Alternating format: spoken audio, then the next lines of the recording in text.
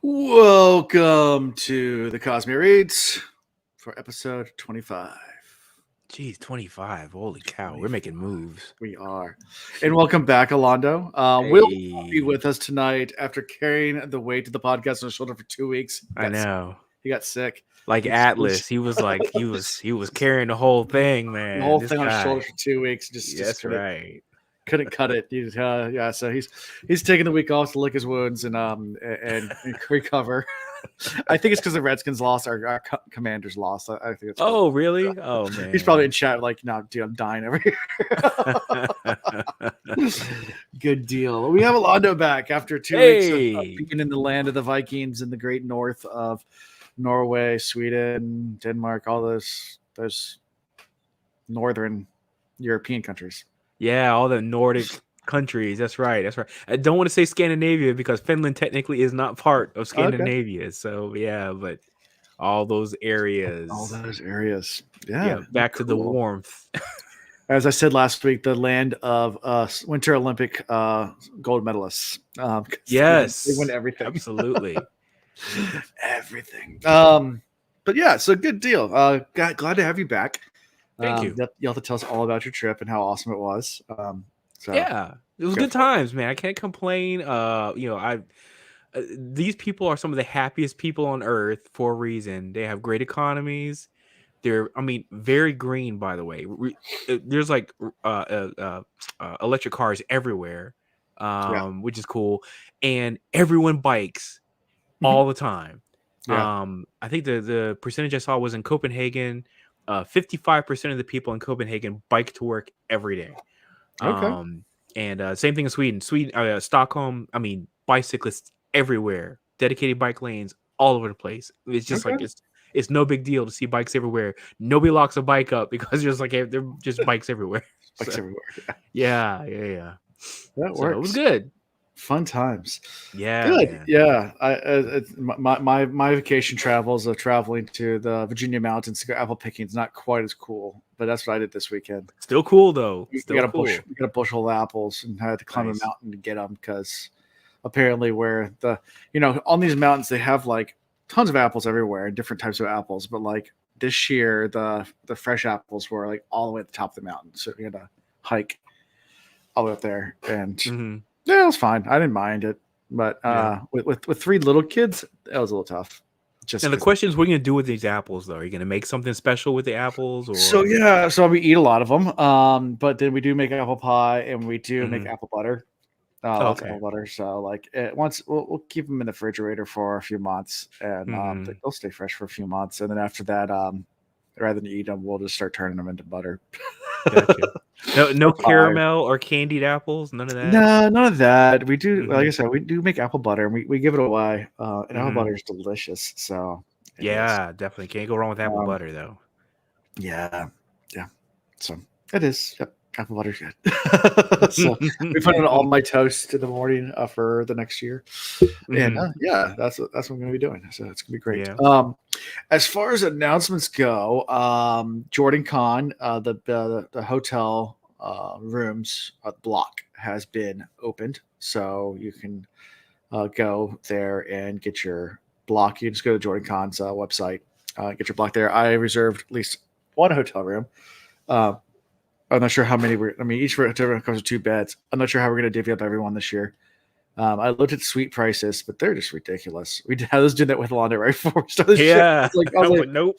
I was like, yeah, maybe we'll just get a suite, but it's like a 2-bedroom suite, and it's like $1,000 a night. I'm like, no. Nah, it's just no. I'll definitely I'll split a room with you if you want to do that, man. But I'm not gonna do it. That $900 a night or whatever for a suite. I'm like, no, sir. Unnecessary. Yeah, and it's only like 2 bedrooms, I think. So you have like a big living space in the middle, so you can have like people over. But like, so maybe you can fit like 4 or 5 people in there, and like we're rolling 5 deep at least.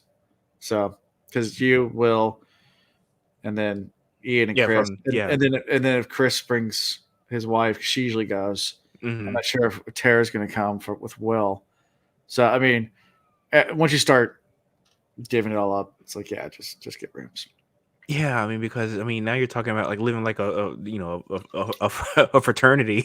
You know, what I mean, a whole bunch of people like this, like squashed in space. I'm like, no, we got people sleeping in bathtubs and stuff. Nah, that's all right. Yeah. Yeah. We're too grown for that, man. Come on. Exactly. But yeah, so that's exciting. So got my tickets finally and Good. have my hotel reserved. So I will be there. And Yeah, actually we'll now be that I got doing this trip out the way, because yeah. I'm terrible at multitasking. So Oh now that I've sure. got this trip out the way, now I can focus on the next thing, which is get my Yeah. tickets lined up, all that kind of stuff, and hopefully, unlike the last conference that I bought tickets for and didn't go to, Yeah. this time I plan on attending. So Sure. Yeah, and we'll be yeah. doing some carpooling down that way too, I think. Oh yeah, I hope so. Hopefully so. We can do a 'Cause, caravan. yeah, we're gonna Yes. road trip down our way down there. I mean, that's what we did a couple years ago when Ian didn't go last year because he had family drama last minute. But the year before we went together. Chris is Hmm. already down in Charlotte, so he usually just meets us Oh, down there because he lives okay. in Makes Charlotte. sense. Yeah, And of course, he's Will right lives in there. Baltimore, so he'll probably have to at least come close by. So we'll Well, he figure can something come out. down here and catch up with us, and then we can Yeah, just like all like and jump in one car. Ian's in Richmond, so we can just head over See, there, there you pick him go. up, Yeah, and yeah, just cruise on perfect. down. Worked out perfectly. Cruise on Yes, down to Atlanta. absolutely. Yes. So, but we will be there. At least I will be there from Thursday till through and leave on Monday. I know the conference doesn't start till the con doesn't start till Friday, but Thursday nights always a fun time. So if you're going, it's your first time ever going, I do recommend going Thursday night because Cool. it's worth it. Nice. And if you're wondering why I'm talking about Jordan Con on a Cosmere stream, it's because there is a ton of Cosmere stuff at Jordan Con. It's actually a pretty large Cosmere stuff. Brandon Simpson has gone to it multiple times. He hasn't gone the last 2 years, but the year before that he was there. He always sends some people from Dragonsteel team. Dragonsteel's his company, if you didn't know that, Alondo. Yes. So they're always there, and there's always Mhm. an entire Cosmere or Brandon Sanderson track for panels and things like that. So there's lots and lots and lots of stuff around Cosmere and Brandon Sanderson in general at the conference, not just All Wheel of Time and Robert Jordan. And there's also a sci-fi track, and there's a general fantasy track, and a bunch of other stuff. So yeah, there you go. Good times. Fun stuff. That's the only announcement Yeah. I really have. It's just that. Good. I am working also on making an outro, so that way we don't have this really awkward pause at the very end of our videos. I'm doing that also for the Will Reads. Hopefully, I will have that done by next time we film. Oh, well, that's because I wasn't there to say, Scotch Tank Fresh at the end Will of the. Will did it every time for you. Oh, good. Okay. I was like, someone's gotta keep it going, right? I'm gonna download a video and just get you a clip of it on repeat, and that's gonna be our outro. So you're gonna do it, and I'm gonna hit the button. It's just gonna be you doing it. There it is. I love it. Yeah. Nice. Yeah, Iris, I know. I think it was 2 years ago you went to Jordan Con. We hung out a little bit there. I went to Jordan Con once so far. Not planning on 2024 though. Okay. Well, I'd like to see you again at some point. I'm not sure if we're gonna do it. See everybody there. Yeah, I'm not sure we're gonna do it every year going forward. We talked on the Wheel Reads a little bit about that. This year might be the last year that we've done it like 3 years consecutively. And then we might start trying to trade out other cons. Just to kind of spread the wealth. So like, maybe 1 year go to, it was the possum year. That was 2 years ago. The infamous possum. What's a possum year? What does that mean? I might have been drunk and I might have let a baby possum into the hotel lobby in the middle of the night. And Ian might have ran down the possum while wearing a black cocktail dress and stole someone's cowboy hat and then captured the possum and then held his hands and carried it. All that makes perfect sense. All of it makes perfect sense. It was a lot of fun. Right. The easing of the possum. All of it checks out. Black cocktail dress, possum babies. Yep, sure. Yeah, and it was Tree who does all of our graphic stuff. It was her dress. So we had to return it, and the possum did get kind of scared and did poop all over the dress. So had to return a soiled dress. This is the kind of stuff you're missing if you don't go to Jordan Con. There was no possum last year, but stuff like that happens. The possum with the green. I mean, Mm-hmm. the lobby. Yeah, it was great. It was fantastic. But yeah, going forward, we might go to WatCon, we might go to Dragonsteel Con, we might go to Dragon Con. There's lots of different cons that happen around the world. Maybe Comic Con. I don't know. I heard that's a fun time too. But try to spread the wealth and maybe try some other ones as well. Comic Cons are great though. I mean, Comic Cons. Yeah, whether San as a comic book Diego guy, or obviously I got all yeah, comic books and stuff on. Yeah, good Comic San, Cons. Like San Diego can't beat or 'em. the New York Comic Con are the two big ones that I do want to attend at some point in my life. Yeah, well, San Diego is It's the big good, one. but that one, it's if you're into comic books, it's more about the movies and stuff, less about comic books. But New York Right. Comic Con is great, which just was last weekend. Yeah. That just finished up. But the locally, the one that I tell people is a great one is Heroes Con in Charlotte. Okay. And that's in the middle of June. In fact, I proposed my wife the same time as a Comic Con, Charlotte, the Heroes Con, and not at Heroes Con. It was actually a separate thing that I did. But yeah, I highly recommend that. Oh, that's right, Pythos. Okay, so Pythos. Just to make sure, I'm sick, but I'm not doing like the crazy super fancy stuff. So right now I have a wine that's actually just kind of until I finish that. But I've made a strawberry gin cocktail made with Icelandic gin that I got from the trip that I just came back from. So I can't tell you much more than that because I don't remember what I put in it other than lime juice and some other things in there. Vodka Alan, and lemon what you got? seltzer water. There you go. There you go. All Light right. and refreshing. Some vodka with some seltzer water. Cool.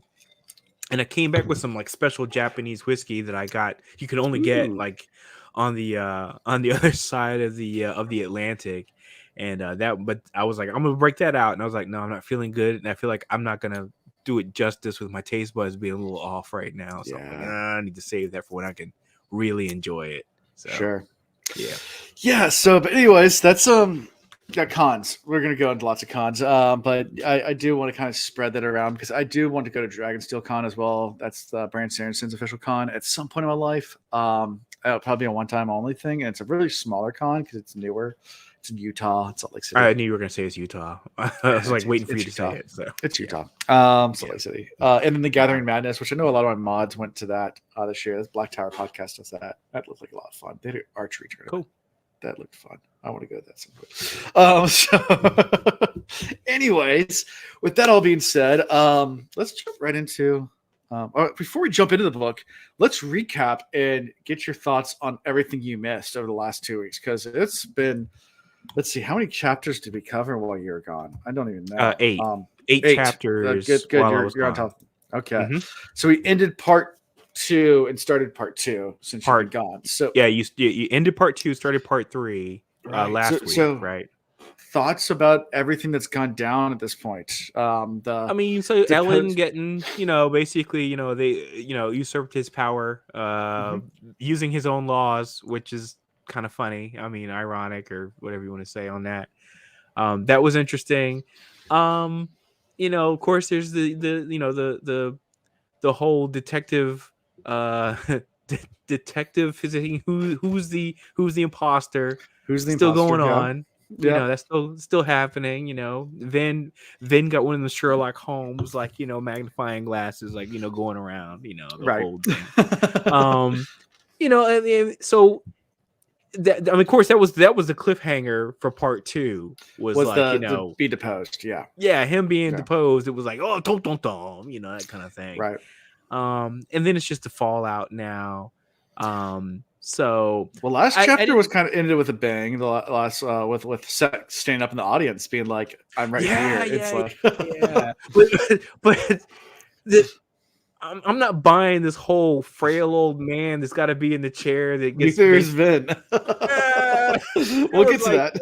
No, I don't know about that. So we'll see what our thoughts are on that. I didn't write a lot of copious notes about my thoughts on the chapters because I was like, well, since I have to speak about it, I didn't really write a whole lot. That's fine. So I just kind of locked in like what I was listening to. I listened to the 4 chapters at the same time on the plane as you guys were recording the episode. Okay. Cool. So I was trying to kind of keep it fresh, that kind of thing. And then the 4 chapters from last week's episode I listened to at the same time I was reading this week's 4 chapters. So still all kind of fresh in my head. And that was the reason why I did that, is just so that way I didn't feel like anything was too like lost in the cobwebs in my mind. Yeah. So that's where I'm at.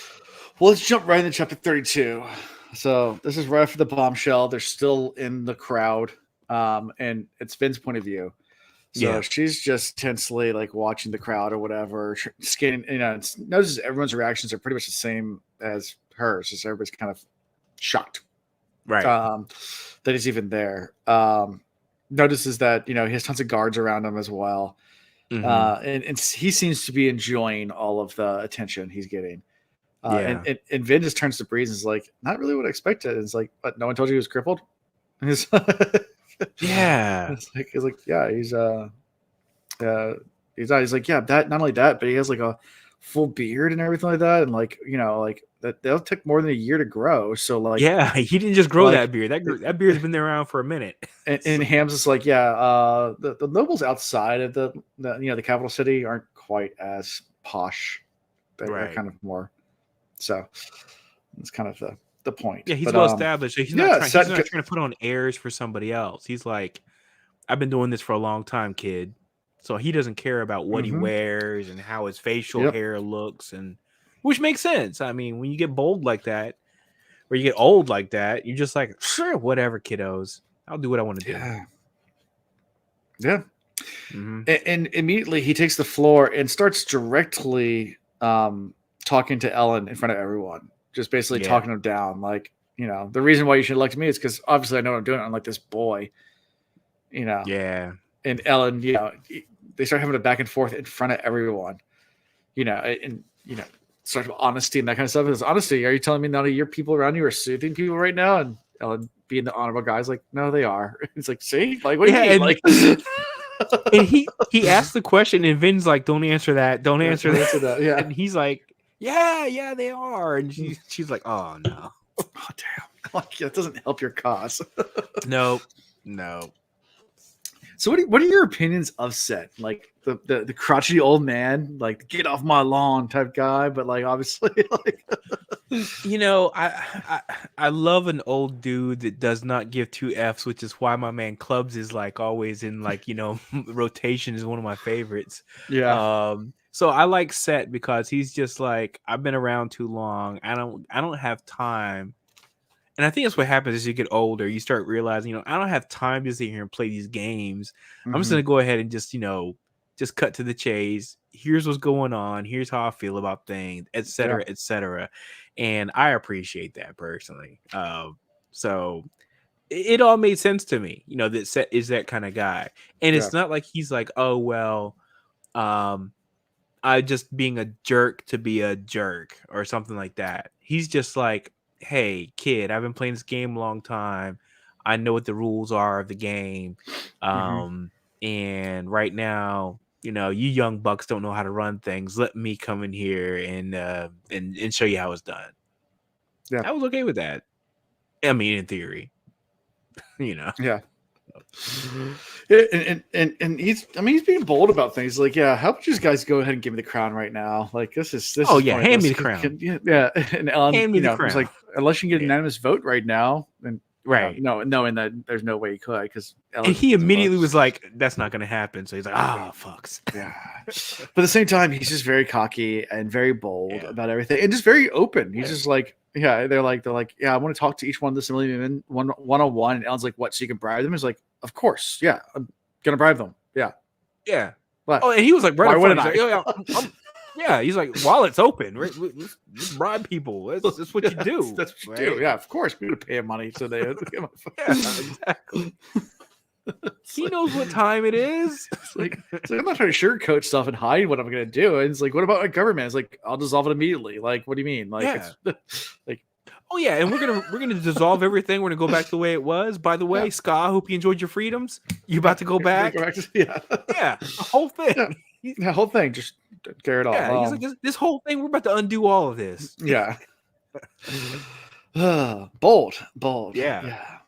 But anyway, so so thoughts about all that before I kind of switch a little bit around. Well, I guess before we get to the end of it, they do agree to let him stay in the city with a little bit less of men than before. That's Yeah, one he thing he wanted requested. 5,000. Yeah, they agreed to 1,000 still, which is Yeah, still they agreed to decent 1,000. size. Right. 1,000 dudes though. I mean, I don't know if people recognize these numbers really. I mean, when you read these books and people talk about like 10,000 people or even just 1,000 people, 1,000 people is a lot of freaking people. So I mean, Yeah, when he said 5,000 people, I'm like 5,000 dudes walking around with him. There's lodging requirements, they gotta eat, all that, et yeah. cetera, et cetera. I'm like 5,000 people up in your city walls. Can't have it. Yeah. You can't have it, right? So So someone just in or Zool just in chat was saying, "Oh, we're talking about set." Yeah, so it's pronounced set according to the audiobook, which I know Michael Kramer did get with Sanderson around the pronunciations for these. So that's how they pronounce it in the audiobook. I know it's it is spelled set, yeah. CETT, which makes you probably, if you read it, you'll say Chet or Chet or something like that, or Yeah. Ket. I don't know, but So when the I way saw they, the spelling the first time, because I just happened to was writing down names, and I'm trying to get better about looking up the actual names as I write them down. you have to be What the careful about actual that. the spelling is, because usually I'll write down a name and not realize it's like I'm just going by the audio, Mhm. and that thing says set, and I sure enough thought it was like, oh, it's SETT, and I think it was Yeah. this CETT. I was like, Oh, oh, I thought that was like Chet from Weird Science, yeah. Anyway, Yep. set. That's the way they Yeah. say it, though. So, That's yeah. it's spelled CETT in the book, but it's Mm-hmm. audiobook pronounces it set, which I'm guessing because I know Sanderson did work with Kramer on pronunciations, unlike Robert Jordan, who did not work with pronunciations for their Wheel of Time books, which is why you get Muggy Dean and not Maggedian. Really? Kate Redder, and she pronounces Maggedian in so many different ways. It's Oh, funny. okay. Yeah. All right. Yeah. Where's Alondo looking these names up? Danger. Hey, no, I'm not cheating though. I Everyone's swear I'm spoilers. not You don't want to cheating. Google too much stuff. Yeah, no. Actually, there's a site I go to. What is it called? Coppermind. You have to be And careful. There's tons of spoilers there. I know, and it puts. I love the fact it puts the warning thing right up there. It's like, well, warning. Don't look here. And I was like, okay, I got it. But I was just looking up the it's like a. I The think it's list of like a. names. Yeah, so list of names.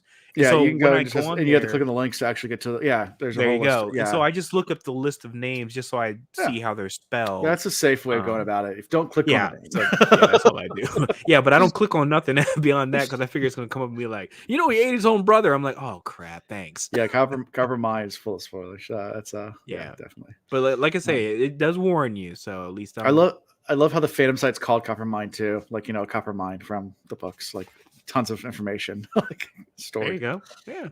Yeah. Yeah. Anyways, so this can't be happening, Ellen thought. I thought maybe Penrod would provide a challenge, but he's just taken back by all this. What an ass, by the way. I hate that dude. Penrod. Yeah. Yeah. Don't like him at all. I like the dude that he recommended as being the I can't want to say prime minister, but it's not prime minister.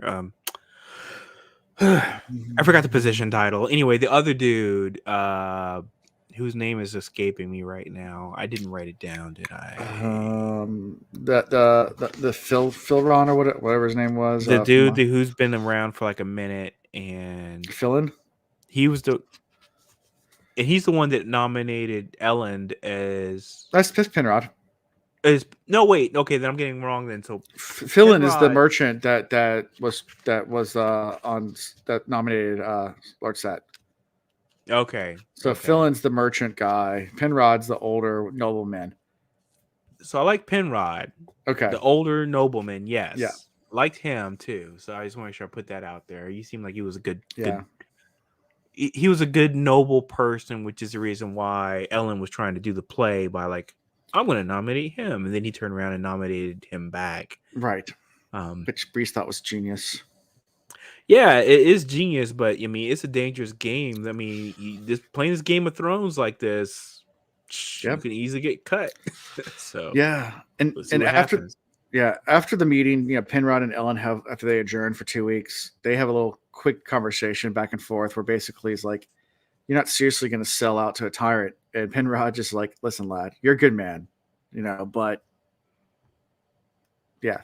Mm-hmm. That's Mm-hmm. pretty much what he says. Yeah. He says, "Look at them, lad. They're all terrified. Really, are we going to talk about freedom and justice when there's two armies preparing to slaughter all their families? Like, Mm-hmm. yeah, Mm-hmm. the Lord ruler system wasn't perfect, but it kept all the people safe." Right. That's kind of what he said. So yeah, and then the final part of this chapter, it's not a long chapter, is when I'm not gonna pronounce the guy's name, but the Lord Set's son, baby Set, kid Set, Oh uh, yeah, kids. get Nordian. I'm not sure the G is silent, but I didn't write it down. Gneorndin. It sounds like an Icelandic name. Nice. You should be good at pronouncing those, but no.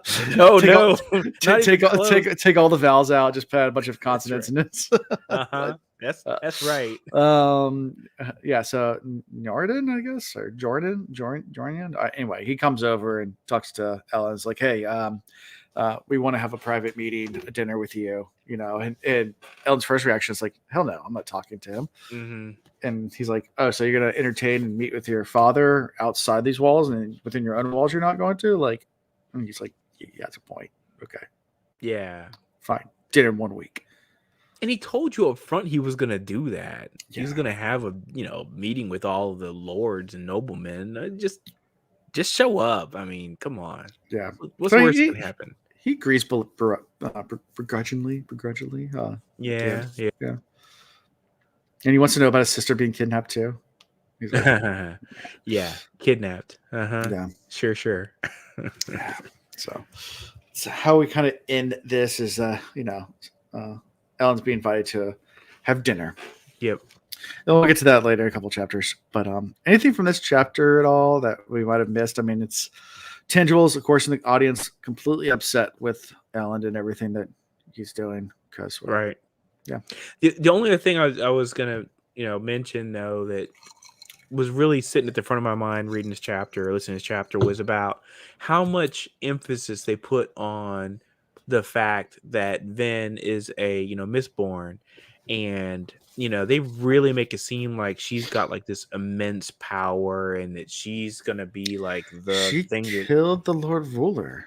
right. And so but yet and still she's still a misborn, and then everyone Right. else has misborns too. So they put so much I don't know, power in her hands, this reverence for her Mm-hmm. because of that, but yet and still she's a misborn just like anybody else. Now she's smart because she figured out how to defeat the Lord Ruler, Mm-hmm. but she's still yeah, she has some extra powers, Yeah. some extra abilities, but they don't know that. They don't Yeah. know what those extra abilities are. Her ability to, penetrate, Copper Cloud. Right. They don't know And that they stuff. don't know anything So about delirium and her they ability to don't know flare any. Yeah, metals. Yeah. yeah. And So do all that stuff. Yeah. so anyway, so that part's still kind of interesting to me that they have this much reverence for her, and she's still a kid. I mean, well, she's what 18 maybe 19 maybe now at this point, but yeah, she's still young. right. So it's just kind of odd that they give her that much clout. And this is of course not everyone knows that they have no ATM, so maybe that's the reason why, is maybe they think they still have this like hordes Right. of ATM sitting around. But yeah, but they give her a lot of sidewalk room. They like basically, oh yeah, you can own the sidewalk, yeah, go ahead, do your thing, we're gonna give you this swath of reverence because you're just amazing. But they still don't really know what her capabilities are, so I find it interesting. Yep. Yeah. So yeah, you ready for chapter 33? Mm-hmm. All right. So Let's go. Vin's laying on her stomach, arms folded, resting, studying a sheet of paper. She's still trying to figure out more about the deepness and about her being maybe the hero of ages and things like that.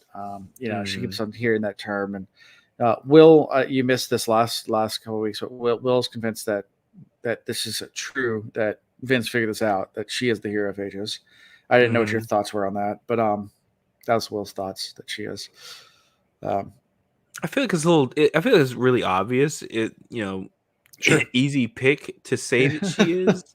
Right. I feel like there's probably something else going on there, but yeah, I'm not ready to anoint her yet. That's my feelings. Okay.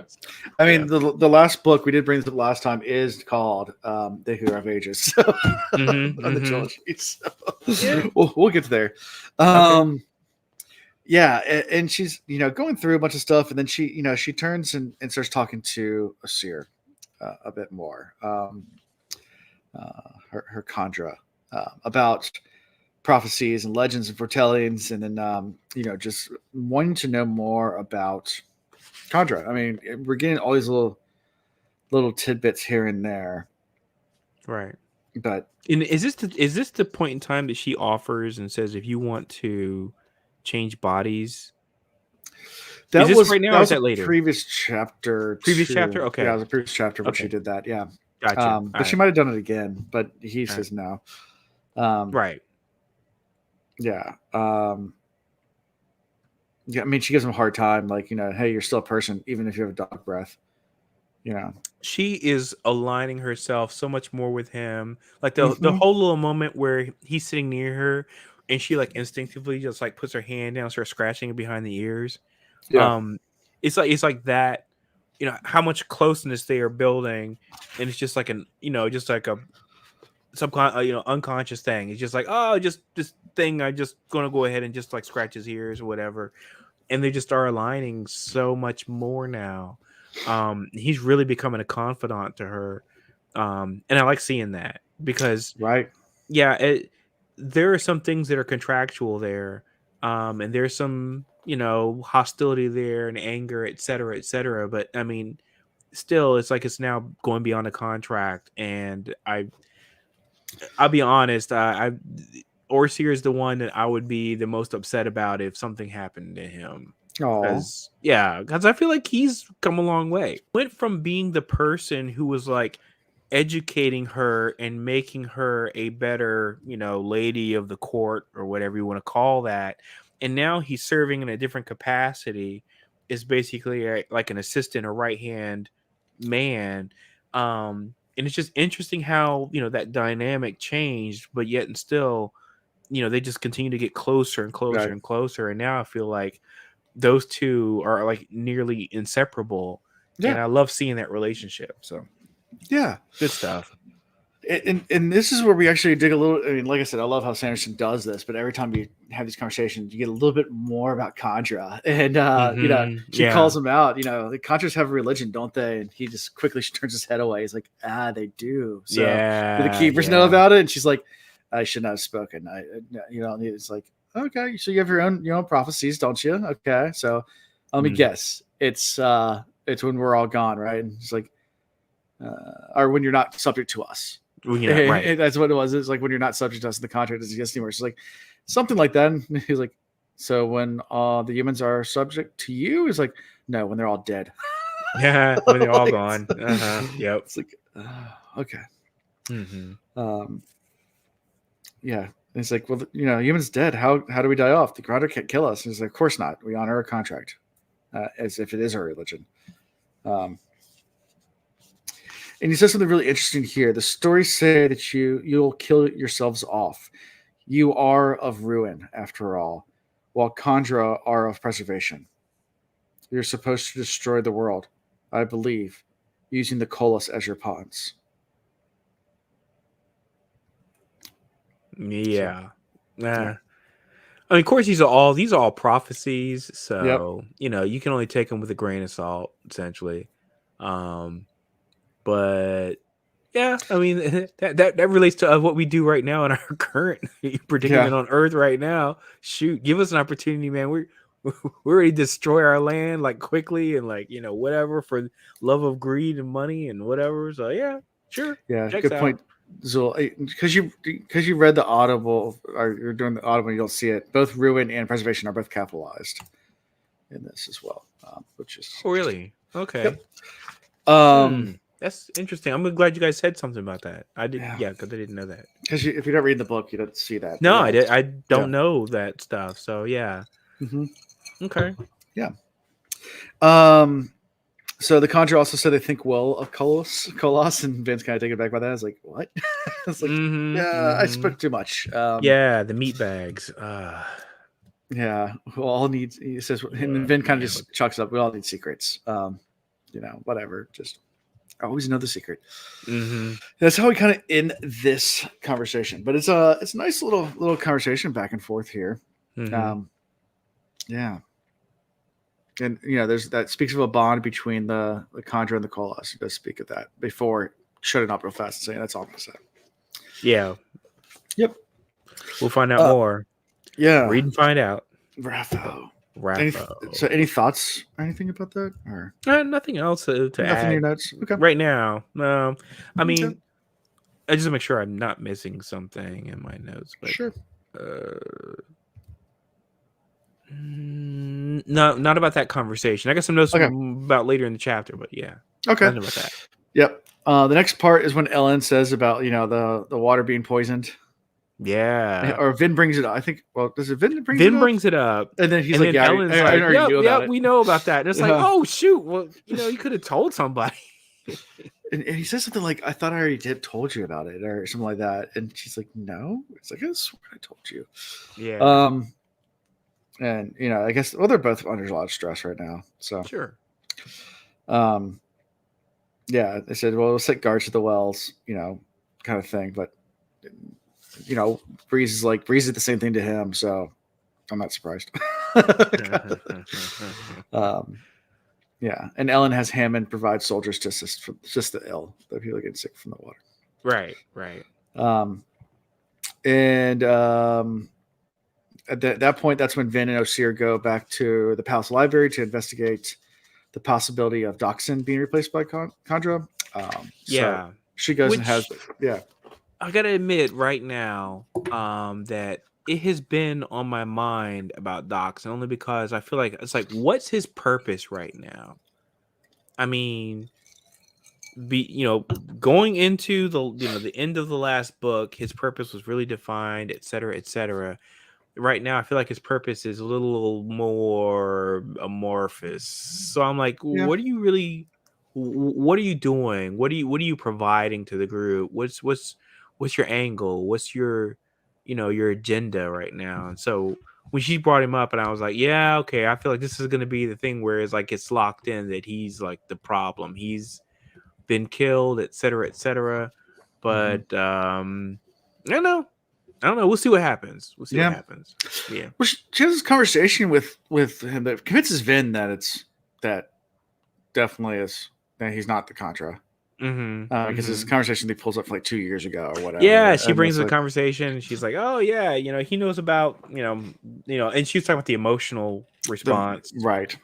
Which that part made me feel like, okay, we start talking about the emotional response, and we know about how Orsia responds to it's a very matter of fact response to the things that are brought up. And the fact there's emotion brought into it, because even when she had the conversation with him, he was like, he kind of was like, "Why do you want to talk about that?" That kind of thing. It was like that kind of attitude when she was talking with Doxin, and I was like, "Okay, yeah, see, that's the kind of stuff that a person does." It's like, okay, well, this is painful, or I don't want to go back and revisit that memory or whatever.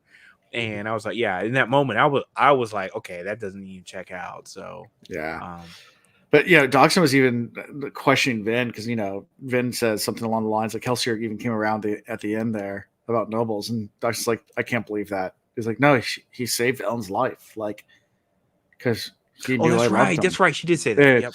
And Doxin's like, I refuse to believe that. And he's like, I hear what you're saying. I'm just not going to believe it because then it turns back everything that I've done, like puts it back on, like that I've done some horrible things, to people. Yeah.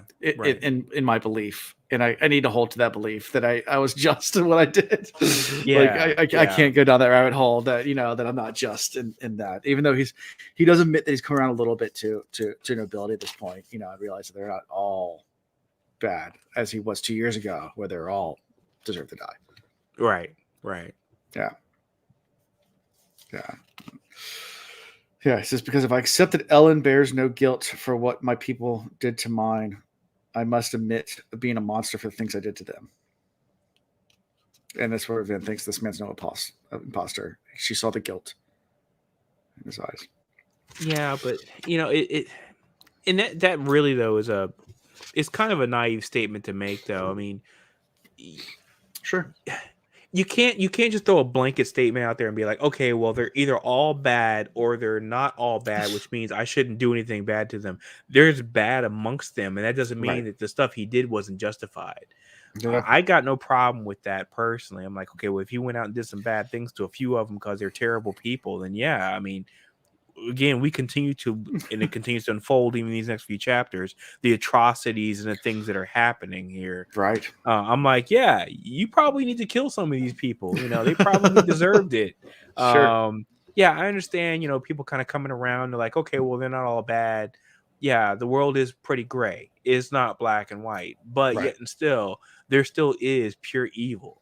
Sure. And pure evil deserves, basically to have to deal with the ramifications of the atrocities they commit, right? Which means, at some point in time, the Reaper is going to come calling. So get ready. Yeah. I got no problem with Doxson going out and doing the evil. He's like, I got to take you out. I hope he doesn't feel too bad about what he did. Yeah. And of course, she immediately after this goes back to Osir and is like, it's not him. I questioned him. I know. And Osir's just like, yeah, Conjure are pretty good. like I don't think he's that. See, he said that, and I was like, I don't buy that, because I mean, Orseer has never done anything so far that hasn't come off as being, matter of fact representation of like what this person is like. But I feel like the pushback that Doxson gave is enough to say, yeah, no, he's legit, because I don't think Conjure worked that way. I don't get the impression Conjure worked that way where they're like, oh yeah, I'm going to give you pushback or whatever when they're playing the role of the deceiver. Right. So, yeah. Whoever he is merely following his contract. Yes, mistress. She says the contract. And it's like, is there any way that you could find out if there's a contract with the contract with Luthadel? And he says, no, that's not possible.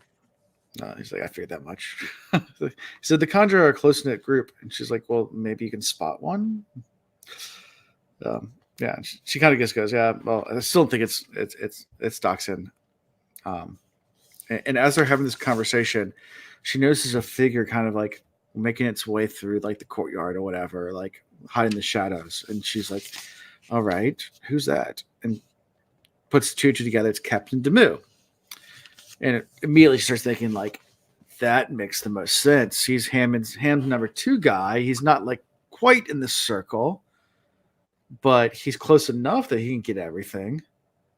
And she's kind of now stuck on Captain Demu as being the spy. That's kind of how we... Right. Yeah.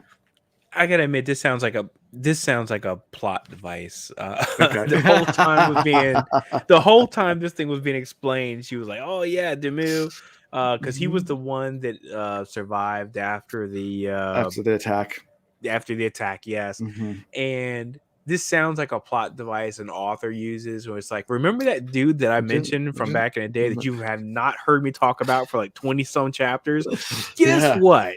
Now he's the person you should have been suspecting the whole time. It's like, okay, that's just cheap. Come on, you didn't say he was in the background the whole time. It's not like he was like, they were like sitting there like enumerating all the people in the room, and it's like, oh yeah, and he was in the corner. He was drinking water the whole time. You're like, oh, okay, whatever. Yeah. So I was like, if that's the case. Yeah. So at this point, do you have a theory about who it might be? I know that's not your favorite plot line right now. Oh, no. Yeah. I stand by the fact that I think this plot line is just boring to me. I mean, the idea of who this Conjure is. I mean, unless the Conjure turns out to be like someone like of importance, Yeah. really, because this is what I suspected would happen. Is there's going to be somebody kind of obscure, which is the reason why I rolled my eyes when it was Okay. like, it was like, oh, okay, yeah, the guy, okay, sure, whatever. But she's like slowly eliminating all these people, and I mean, it's more interesting when you have to think about the fact that she has placed trust in somebody, and Sure. one of these people has died. Yeah. That's pretty cool. The fact that she's like eliminated all these people and is like, okay, well, odds are this is a obscure person, whatever. I'm like, I have less interest in it now. We'll Okay. see how it works out, but right Okay. now I'm just kind of like, eh. Watch me So- be like, oh, it was the chambermaid, and I'll be like, okay, whatever. Yeah. Turns out to be Ellen. Turns out to be Ellen. Yeah, see, if it's Ellen, that's different. Now we're talking about something. No, no, But excited. if they come back around and it's like, oh, it was actually the sous chef, I'm like, oh, whatever. Who cares? Yeah. It was soldier number 5. Like not number Soldier 1, 2, 3, or 5, 4. that's It's right. number 5. The guy that was, just sitting there. He had sandy was the one- hair. They kept saying he picks his nose every so often. I'm like, oh, that guy. that guy. Yeah, Nose that Picker guy. Jones. I forgot about him. Oh, good times. that's right. So that's how we end this chapter with her just thinking it's Demir now. She's kind of just bouncing back and forth and like, oh, it has to be this person. Oh, it has to be this person. So yeah, and she locks in so hard fast. every She's- time. She's also Oh. 19, 18 years Yeah, well, old. that's true. But she that's- locks That's in what so 18-year-old, 19-year-old does. You're right. I mean, You're right. You 100% were what they do. absolutely right. She's like, oh, it's definitely him. It's like, you would be the worst person at Clue, my lady. Yeah. Horrible. Yeah. Yeah. It's kind of person you want to play Clue against because you can just play hook, line, sinker, just put them on different. Yeah. Yep. So, yeah, that's him. She thought the spy, but now what is she going to do about it? That's what in the chapter. Right. It's like, what are you gonna do? I mean, especially since she doesn't even know him that well. What's she gonna do? Yep. Because it's not like he's an he doesn't have any allomancy, Nope. capabilities or anything. So it's like, Right. does she have like some deep seated conversation she's had with him, and she can like go and like test him with? No. I mean, I guess she can go ask him about the emotional roller coaster it was to almost be like decimated in this attack that occurred. Sure. But other than that, what is she gonna do? Yeah. I mean, whatever. Yep. We'll see what Yeah, happens. exactly. Yeah. All right, chapter 34. Yes, let's go. Yeah. Start with Ellen's point of view. So that won't work, Ellen said, shaking his head. We need a unanimous decision, minus the person being ousted, of course, in order to depose a member of the assembly. So we start with lots of talk about. So it's Ellen, Hammond, Sazed, and Tangel, and a formal obligator with them named Norden. And they're perusing books. They're trying to plan a strategy to deal with this assembly, and try to figure out how to keep Set from being appointed king. And Ellen kind of thinks it's inevitable that Set will be appointed. Right. And that maybe he should have allied with Set earlier, and which seems to that's an unpopular opinion with the group that they're with. But yeah.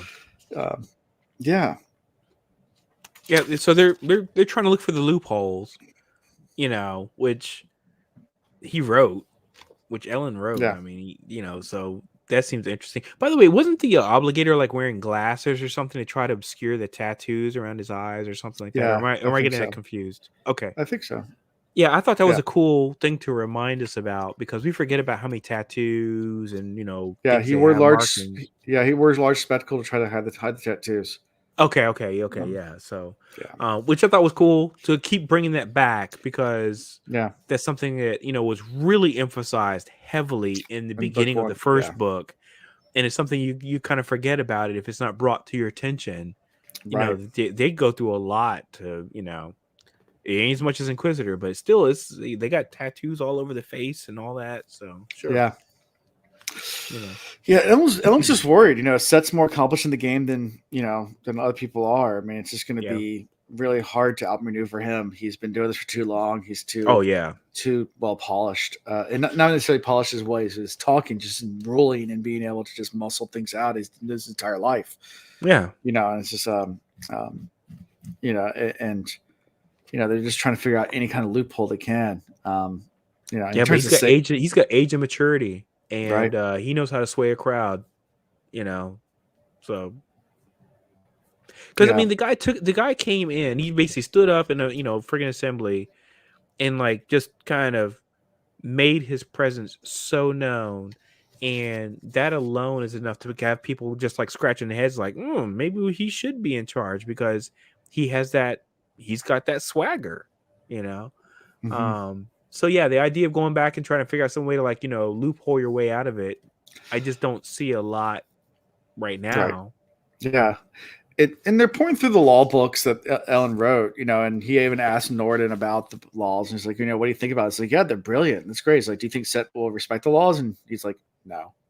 Of course not. Of course not. No. He doesn't care about that. He would bring only chaos, Ellen said. Basically just go back to a normal. Which I don't feel like that's true. I mean, I feel like that's a thing that somebody says when they're scared that their way of life is going to be upended. It's going to seem like chaos to you. Right. He's going to probably have everything reset to what it was like before, which isn't chaos. It's just going to be, counter to your beliefs of how everything should be run. But I think it's going to be like basically back to this, like, we'll call it a feudal system of some sort.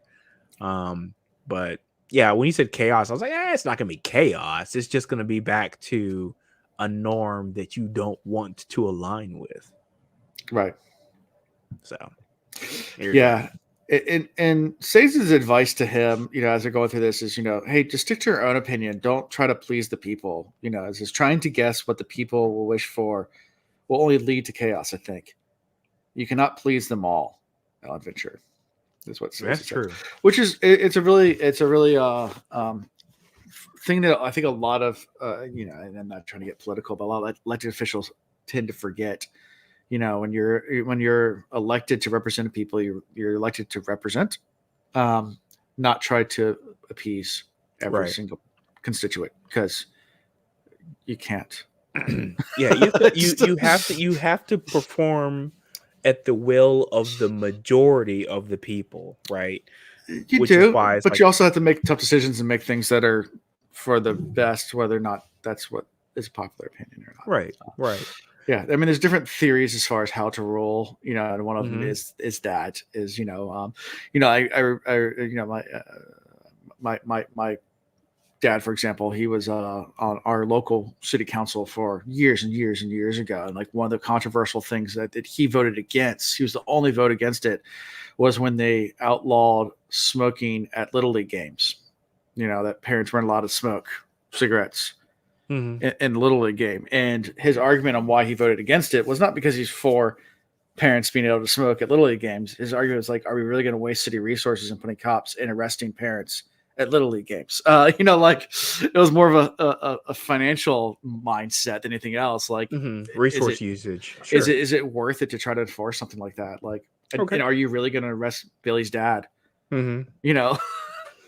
At the Little League game, I don't know. This was a different time as well. I mean, obviously now it'd be a lot more socially acceptable to do that kind of stuff, but then it wasn't, kind of thing. But I mean, going on that same line of thinking, I remember when I worked for a politician for 10 years, and I remembered having to go to council and listen to the arguments when this is when it was like coming up, that it was like they were going to start outlawing smoking in all restaurants, right, and bars. This is after New York was the first state that said, hey, you know what, we're basically killing our service people because they're like getting all this secondhand smoke, and they have no choice in the matter. So even though they're like healthy and whatever else, they still have to be subjected to smoke.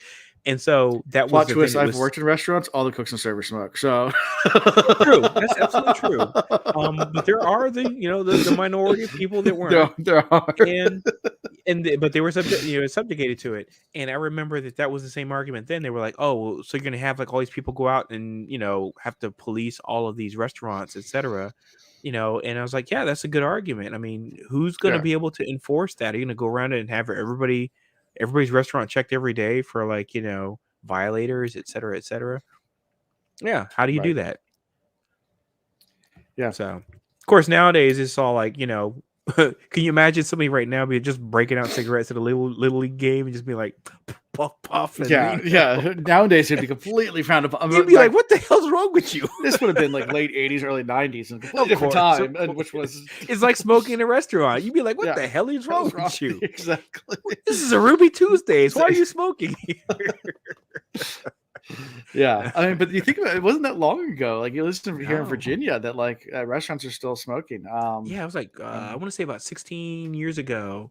Is when they started trying to put all that stuff together. I think it was about 16 years ago. Yeah, maybe more. But it was like crazy that at the time it's like they thought that you couldn't smoke in a restaurant. People were like, what? And now it's like, go in a restaurant, even a vape pen. Take a vape in a restaurant. People be like, you gotta get that crap out of here right now. Things have changed. That's for sure. Yeah. Than it was a couple of years ago. So obviously that says his advice to him that to take your own opinion to heart. Don't try to please all the people. And that kind of ends that conversation. Yeah, you're never gonna please all the people. I don't care what you do. Yeah. Then we switch to later. Vin's watching Ellen scribble. Sazed sat reading, and as one of Ellen's scribes, the obligator.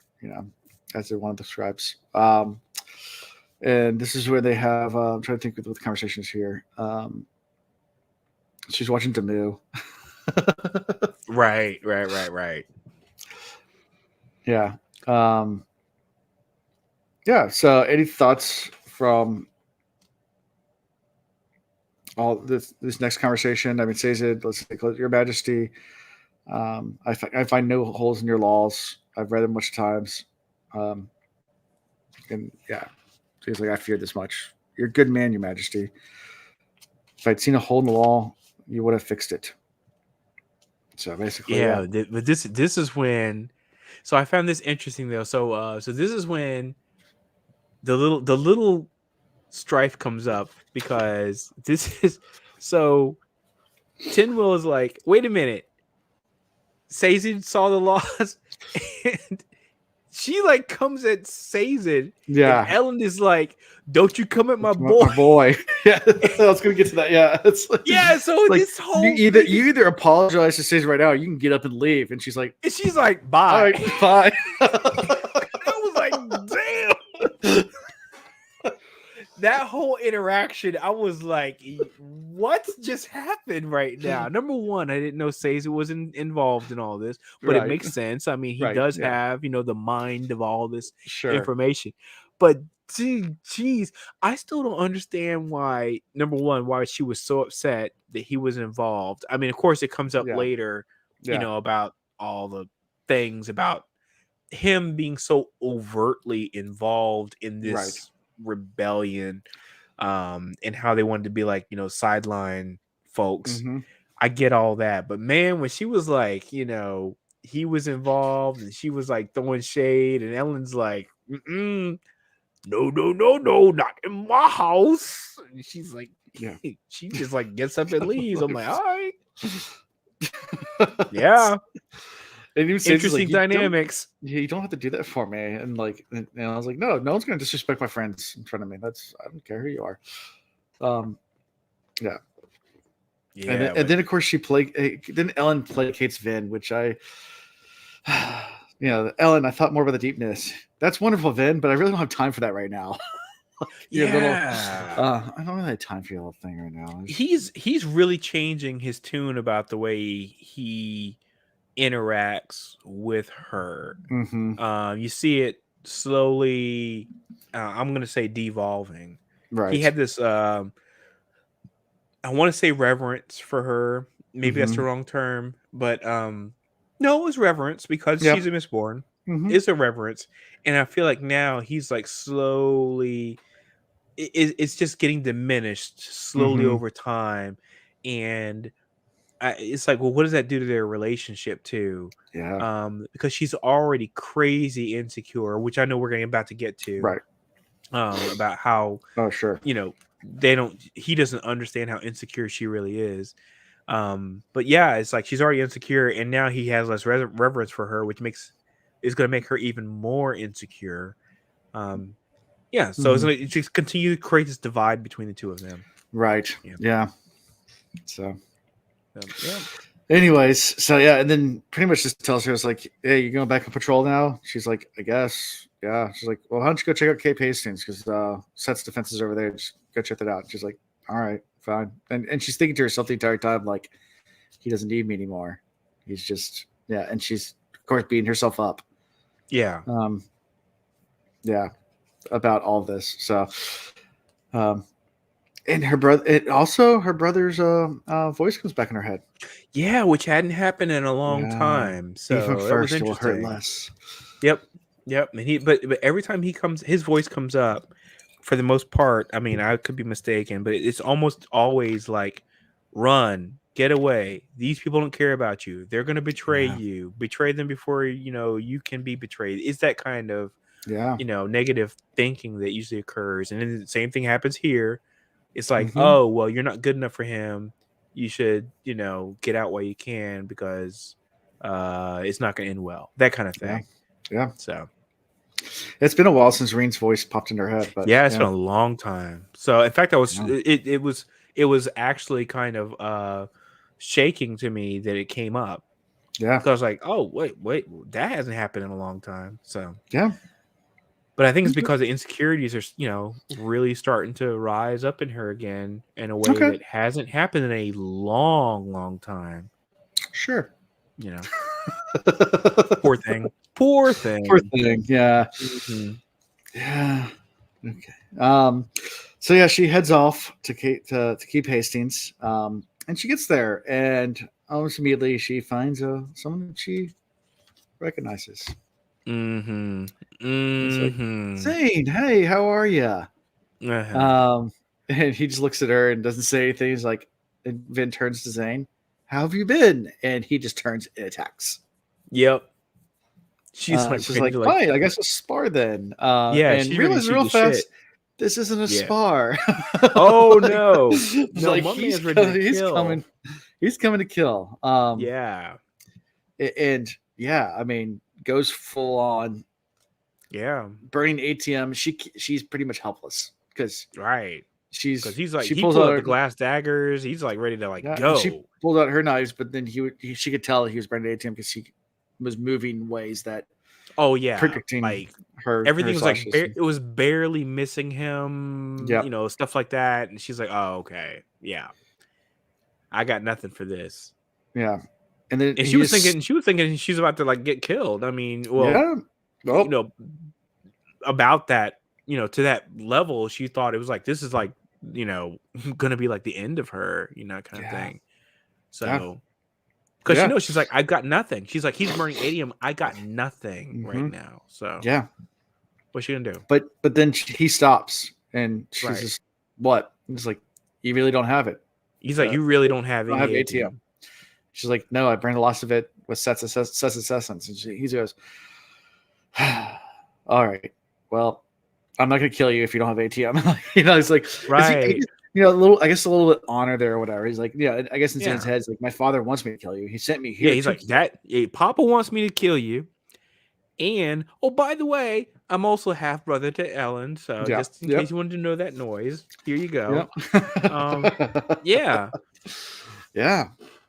All kinds of information. Dropping a couple of bombshells. Just basically like, yeah. So, you learn a lot about what's going on.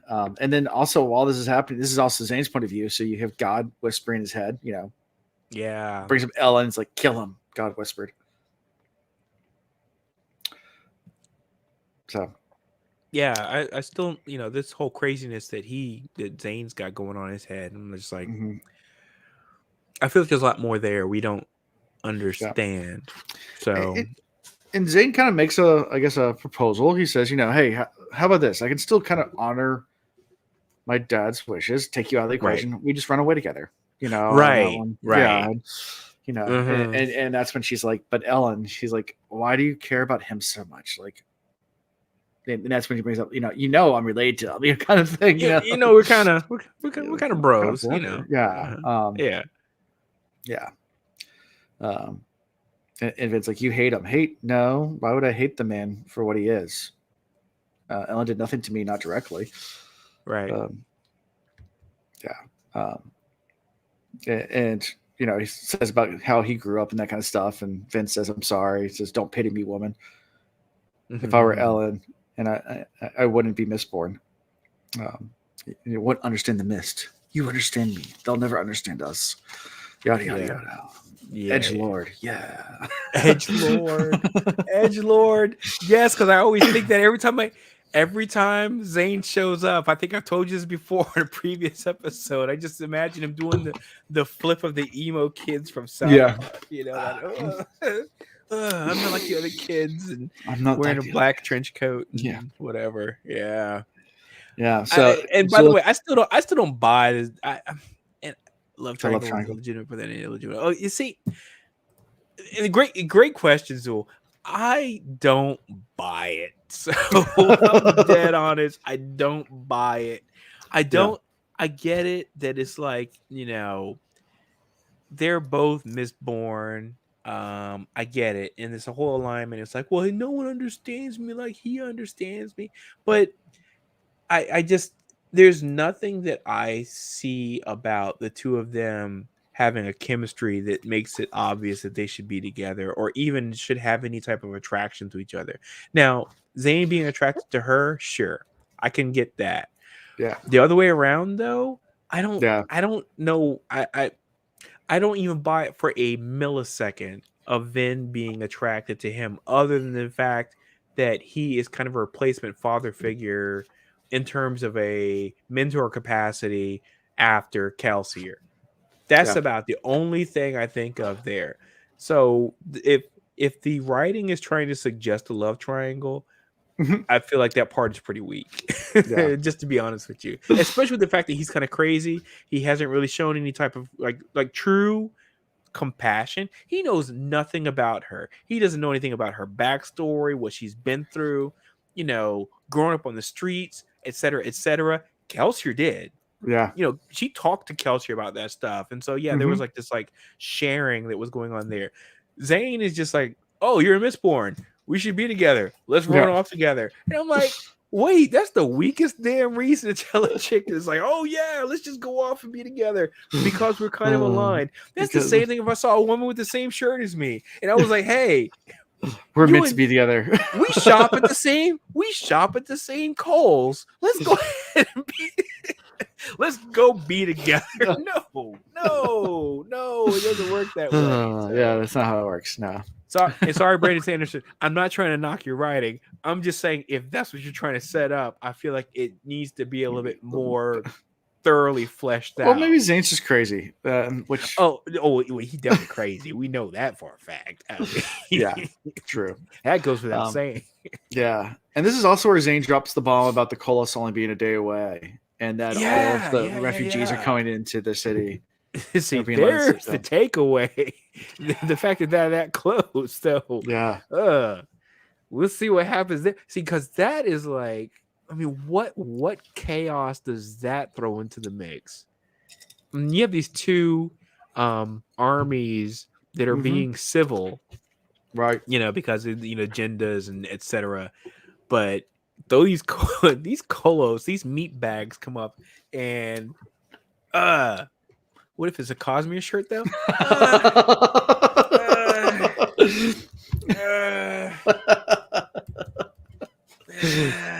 Maybe a Black Panther shirt. Maybe a Black Panther shirt. Might be instant. Maybe. No. So yeah, and that was the big bombshell at the end. Basically, is like Zane's like, yeah, so I came to warn you of these two things. The Colas army's coming, and my dad wants me to kill you. So if you don't run away with me, just letting you know I'm your enemy now, and I need to kill you. So right, there's your warning. Yeah. He ain't gonna do nothing. Zane, what's he gonna do? He ain't gonna do nothing. He ain't gonna kill her. I mean, yeah, he's got ATM, etc., but he ain't gonna do it. Okay. I mean, because he was already like, having like the whole, what do you call that? When you have the dual personality, kind of, talking in your head Multi-personality kind of disorder? thing. Yeah, thank you. When he was Or talking to his schizophrenia? dad and getting the order, when his dad was already like, "Hey, you need to go kill this girl," and he was already having the schizophrenic talk in the head at the time in the tent when he's talking to Pops. I'm like, you're not gonna do anything. I mean, because his head, little guy behind the scenes wants him to kill his own brother and kill his dad. He doesn't care about freaking killing like her. What's the difference between God talking in his head and your brother Reen talking in your head? Oh, mind blown. I didn't think about that. I mean, because I think of Reen as being like her like subconscious, basically talking to her and being like, hey, let's put up these defensive mechanisms to make sure we don't get hurt. Okay. Versus kill them all. Zane is like, he's got somebody who's like, kill him. And I'm like, okay. See, there's a difference there. There's a difference to me, Sure.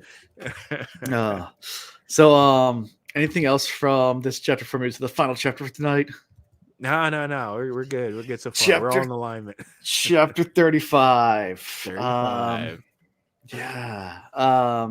So Vin's trying on her new gown, her new Mistborn gown. Mistborn, which has pockets. Any gown that has pockets. My daughter, who's 3 years old, will tell you if the dress doesn't have pockets, she doesn't want it. So look, it has let me tell you this: there's a whole, and for all my ladies out there, I am so glad I have got included into this about 2 years ago. I didn't realize how crappy the clothing is that is made for women because it has no pockets. And if it does have pockets, it's tiny little pockets that basically you put like a tube of lipstick in or something nonsense like that. And then it's like when my wife educated me on this, even further, and I was like, why the hell don't they give you pockets? And she was like, I don't know. She's like, it makes no sense. She's like, I have to like put my phone in my purse. I got to put it like in a backpack or something like. And I was like, they can't give you just a freaking pocket big enough to put a phone. Nope. They won't do it. No so again, I'm all for women having pockets. All right, let's not make it gender specific. There's like pockets only meant for men. Give it to the ladies, please. Give it to the ladies, Give them so pockets. When I heard pockets for the ladies and the Mistborn ladies, go. I'm like applauding. To hide her daggers in. She has a secret, yes, to hide her daggers and everything. Pockets, yes, let's do it. Pockets for the ladies, please. Thank you. Yes. Yeah. It's the pockets make clothes less form fitting. It ain't about form fitting. It's about giving these ladies some storage space, please. Exactly. Please. Yeah. That's right. So anyway, she feels like she's going to a ball again. It kind of feels that way at least. Right. And they're getting ready to head over to meet with Set. So that's what this whole chapter is around. Yes. Let's see. An author often wants a voice in your own head to be stronger than your own. Could use the tool too. That's a good point. That's actually used as a literary tool a lot. I mean, across all genres. Where you have like the voices in your head. We have voices that speak to us all the time. Subconscious voices, or maybe it's just like something that somebody said to you like years ago or whatever.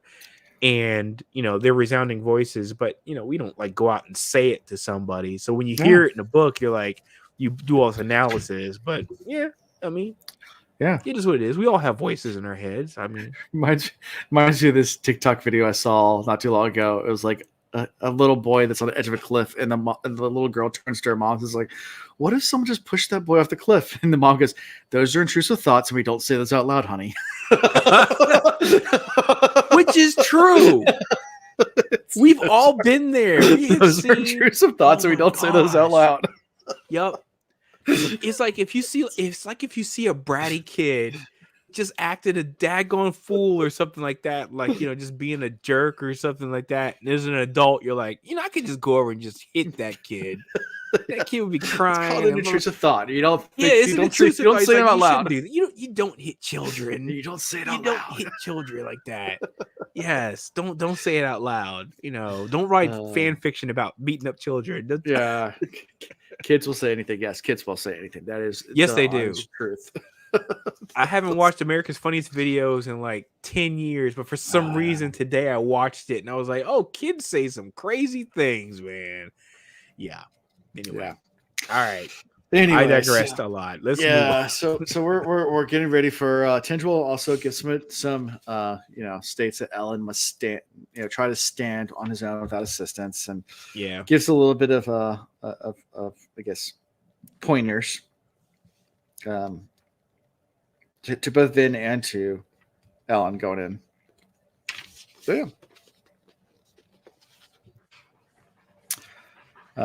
and Vin this is when Vin talks about how Ellen's been different towards her, and Tindrell's like, yeah, he has. He's becoming a man. Mm-hmm. He simply didn't know the path. Now he knows his path, so it's a hard one. A man can only stumble for so long, and he either falls or stands up straight. That's what Tindrell says. Yeah, right. Some good little lines there. And Vin says, are you coming with us tonight? And Tindrell says, not my place. Now go meet your king. So they get ready to head out to go to keep Hastings. There's a little bit more talk, I guess, with Breeze and things like that. Anything from all these conversations before we get to the actual? No, I'll be honest with you. A lot of this, I barely remembered anything from that. It didn't really resonate with me. It was just like, just kind of set up, for the main attraction. So so they get the carriers, they're heading over there, and this is when I think Vin drops the bombshell that he's definitely misborn, and Ellen's like, no, he's not. Like, I've known his entire life, he's always been a cripple. Like, he's not. He's not misborn. He's like, and she's not explaining it well about why. Yeah, I mean, even though we have her inner monologue about it, we don't really understand why she is so convinced. As much as she's like, he's a handicapped person, so he's got to be misborn. And it's like, sure, explain. And we're not really getting an explanation from her. So, so that's pretty much it on the ride over. And he shows up, and you're late. He called it to Ellen. So I started without you. They're eating some chicken. Got some drumsticks. They arrive and go straight to it. Where Ellen's just not eating his food, and he's like, "Yeah, it's really good food. You should try some of this." And Ellen just wants down to business. Like, why do you want to speak to me? You won't convince me to vote for you. He's like, "Is it about your daughter?" He's like, "Oh no, keep her. I don't care about her." I like the reveal that he was like, oh, Breeze ain't that kind of dude with the ladies. She seduced him. Yeah. I was like, damn, he came hard. Like you don't think I noticed that you sent one of the Kelsier's own crew members? Like, you don't think I recognized him and knew? Right. Like, of course I knew. It's like, yet you listened to him. It's like, yeah. Again, he's like, I've been around the block a long time, young bucks. Yeah. It's like, I kept him around on purpose. Like, why not keep him close to me? Let him keep on being, giving me information. Thinking that I don't know, the farce going on.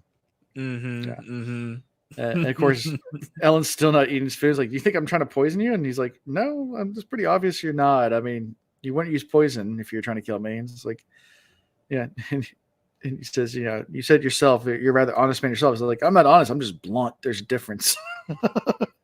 Yeah. By the way, interestingly, brought up the poison thing again after what happened with Strath. I was like, okay, because there was that whole little poison thing. And then it's like it's come back around again. I'm like, all right. I don't know if this is foreshadowing or what's going on with the whole poison thing, but now it's just twice it's come up, and I'm like, interesting. Yeah. Yeah, and it also asked him something. I can't remember exactly what it was. It was something around the lines of, him being king. Have you ever doubted yourself? And Ellen's like, of course I am. Haven't you? And he's like, no. No. He's like, no, I don't know what you're talking about. I don't know what you're talking about. Not me. Never I have never scratched my balls. I don't know what you're talking about. It's like, come on, dude. Really? Come on. You have never doubted yourself. And of course, what he's saying is, I have never admitted it to anybody. Yeah. That's my inner dialogue. I'm not telling you. I'm not telling anybody. That's just for me to know. Stay in your lane, kid. That's exactly what that statement was. Yeah. And even at one point he turns to Vin. He's like, no comment from the Mistborn. And she goes, you swear a lot. And you're not supposed to do that in front of ladies. He's like, oh, yeah. He's like, I don't give a crap what like what people do on Livendale. Shoot. Yeah. Just being super crude. Which is fine. That's his right. He's gotten to a certain age. He's just like, I'm gonna talk to you. I'm gonna talk.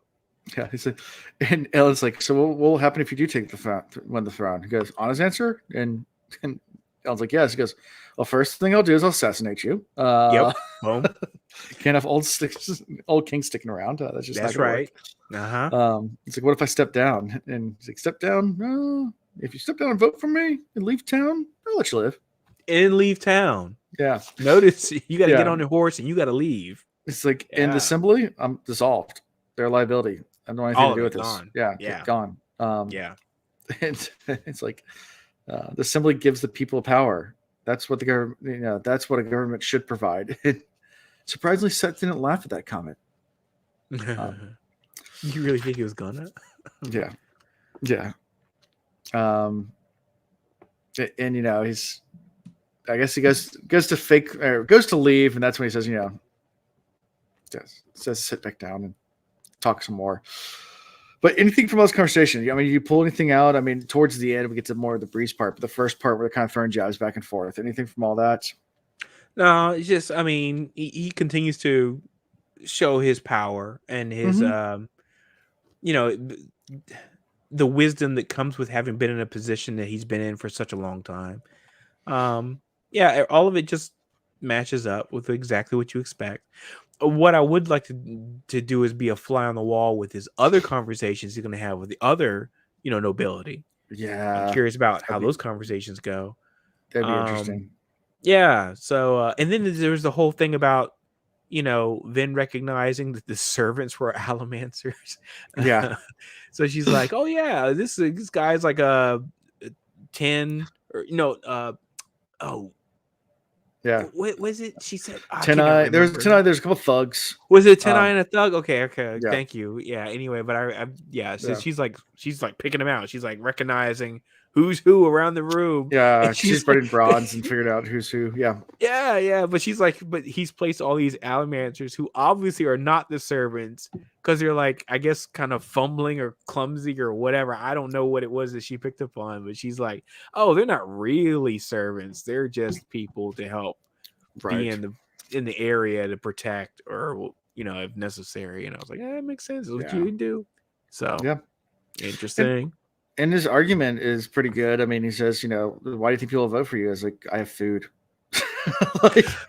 By the way, the two things that are brought up in these chapters that are not emphasized enough that I'm glad is being brought up in these conversations is one, the illness is kind of going through the city because of the poisoning that's happening, and two, the starvation that's happening. Mm-hmm. Those two things we haven't really been really made well aware of until these moments, and you're like, it really.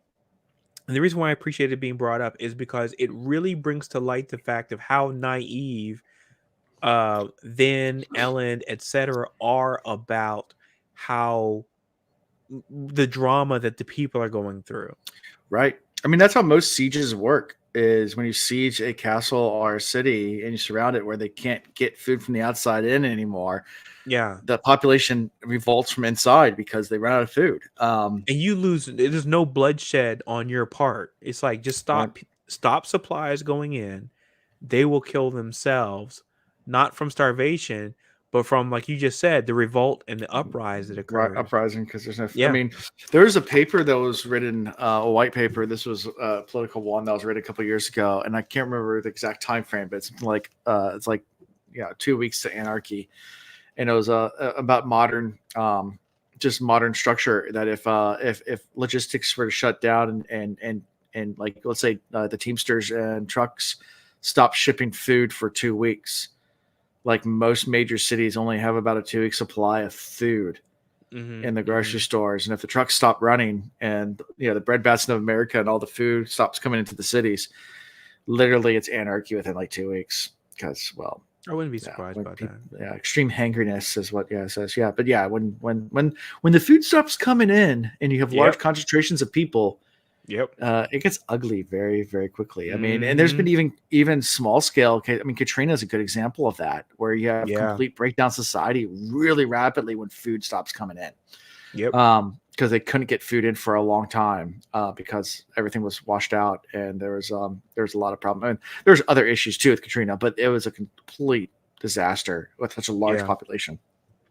But yeah, so and that goes back to ancient times too. I mean, surrounding cities, and you have all the farmland on the outskirts, and you can still you can feed your armies because you have all the farmland out there, and then nothing's getting in. There's so many examples of that throughout history. Those sieges that occur where it's like basically just basically surround a city, and basically it's like, okay, they just come out like waving white flag, like we're done, we're done, we got nothing. Yeah. So, it has food. They asked about the ATM as well, and he's like, "Yeah, I don't have any ATM." And he's like, "You still think I have an ATM?" It's like, "Of course you have it." Set says, "Where else would it be?" And he says, and he's like, "Did you check the mattresses? He's like, did you check behind the shoes? Did you?" He's like giving ideas about places they need to go look. Ellen's like, "Yeah, there is no. We never found it if it's here." And he's like, "But like, the rumors, you check the statues." But the rumors. Set says, like, Breeze spread those rumors. I thought you would have figured that out. It's like, but Breeze did everything to keep me from being here. He downplayed the rumors. He tried to distract me. He trailed off. And he's like, I thought he was only there to spy. It seems that I underestimated you after all. Yeah. He's like, well, people can still use the food, though. So he's like, yeah, they are starving now. But pretty much Set realizes there's no point of keeping Ellen because, well, there is no ATM. I think at one point he said, he was going to try to, take him hostage, but he's not worth anything anymore. Yeah, it's like, what are you going to provide? Yeah. It's like, so you really don't have any ATM at all, Set says. None that we're willing to sell. It says, you've searched the city 12 times. The statues? Perhaps the Lord Ruler statues hid metal by melting it down or something like that. He's like, we thought of that. Nope. There's no ATM in there either. He's like, and they're not hollow or something like that. Yeah. Caves, tunnels? Nope. Can't find anything. He's like, so I suppose holding you for ransom would be pointless. He goes, probably. No one will pay you. Yep. We don't have any money. So he's like, well, I suppose you can go then. Yep. So, that was one of Set's plans, was to hold him for ransom, but it's like, well, that's not going to work. So, yeah. I guess Set realizes that, there is nothing to be there. And that's how we end this chapter, really, is Set going, well, damn. And realizing that Breeze did play him, which I think is amazing. My boy Breeze. Your boy Breeze. I mean, but that's what he's been doing this whole time, though, if you think about it. I mean, his strength, maybe, aligning people. I'm sorry, persuading people to, come to his cause or believe what he wants to believe.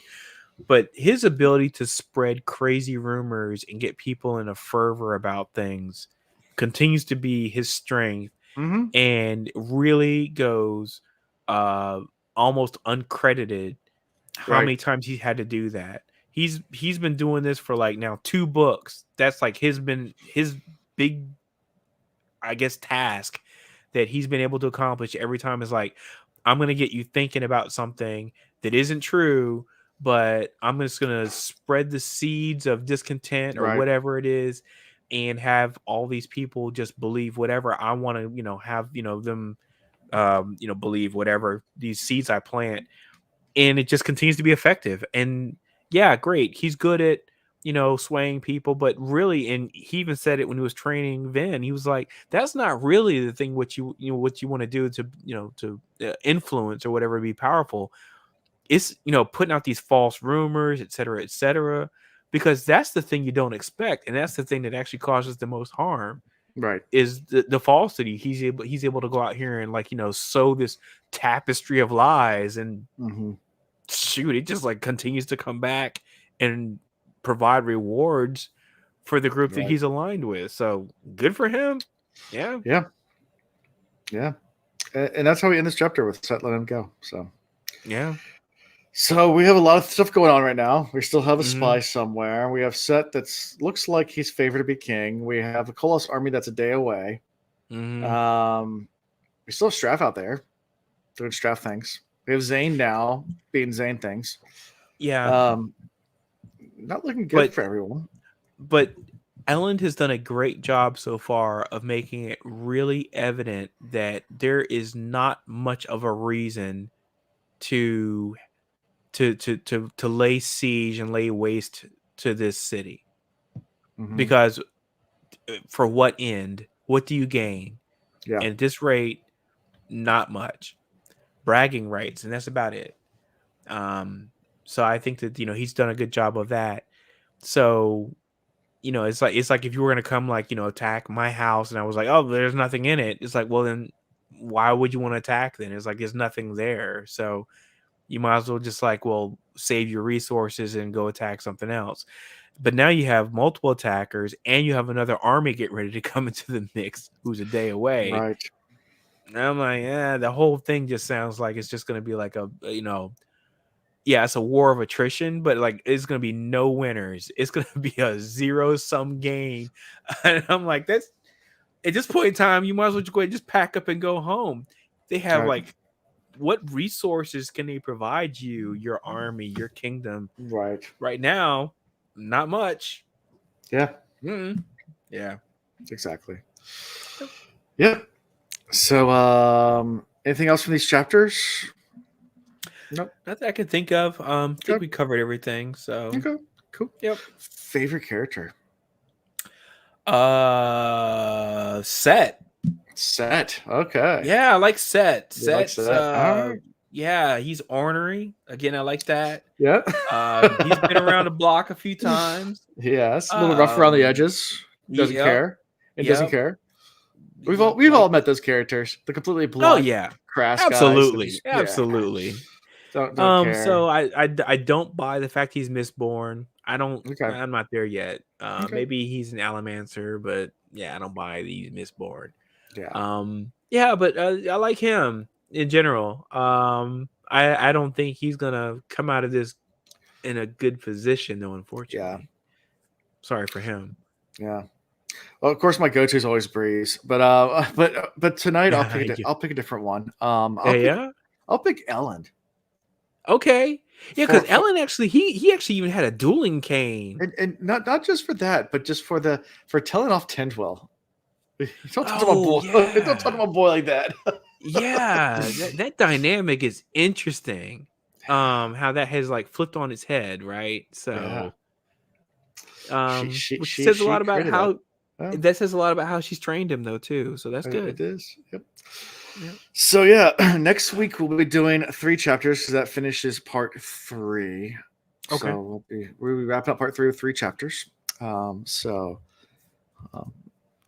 have a nice little cliffhanger again, because that's usually how these parts end. Yeah, you know how they is.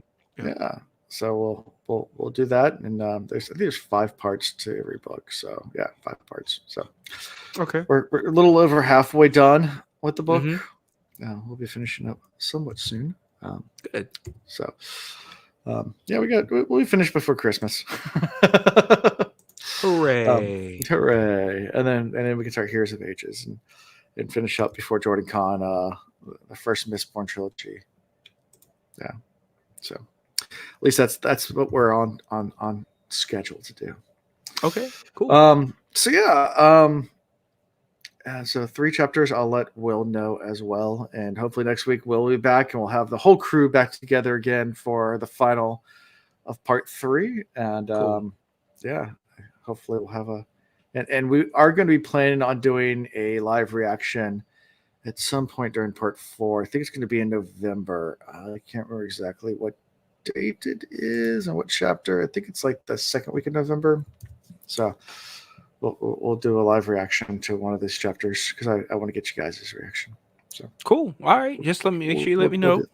Yeah, we'll give plenty of notice. I'll figure it out, but it'll be like mid November, so it'll be like in like 3 weeks or so, something like that. All right. But yeah, so how you can be found is at thecosmereads.com. The website doesn't work because Hooray. Yay. Yeah, so go find us there. Find links to all sorts of cool stuff like Discord, social media, merchandise. We do sell that, and Patreon. So if you want to support us, and when we do finally do a live reaction to one of these things, it will be only available to our Patreons at certain tiers. So if you want to see those live reactions to really cool chapters that I picked out for them, yeah, go join the Patreon so you can at least can see that. And yeah, I thought the website got fixed. It is fixed. Yeah, it works. All the websites work. Is it not working? Did someone just try it? Did it work? If it didn't work, that's not my fault. I don't know what's going on. That's your internet. Let's go to cosmereads.com and it's working. Yeah, no, it works. Yeah. I just did it. It works. Okay. Yeah, so yeah, definitely go check us out there. Follow the links and make sure you like and subscribe to the YouTubes. Helps the algorithm gods. Write reviews. Like it all. You can dislike too. That helps the algorithms too. Any interaction does. So yeah, I don't really care which way you do it. Just interact. If you don't interact, that just means you're not helping us out. So help us out. Bingo. If you really hate us, do nothing. So no, if you hate us, give us some insight. We'll fix things. Yeah, we'll change things. Maybe. We'll see. Like the $6 million man will become better, faster, stronger. We'll take it into consideration. That's right. As Say's device is, we value our own opinions more than the people's opinions. So it is what it is. There you go. That sounds like a shirt. If I have time, I'll do it. If not, there you go. That's right. Anyways, yeah. So all those good things, and that's all I got for this week. So next week, hopefully, we'll have an outro. But for right now, see you next time. Hey, Scos,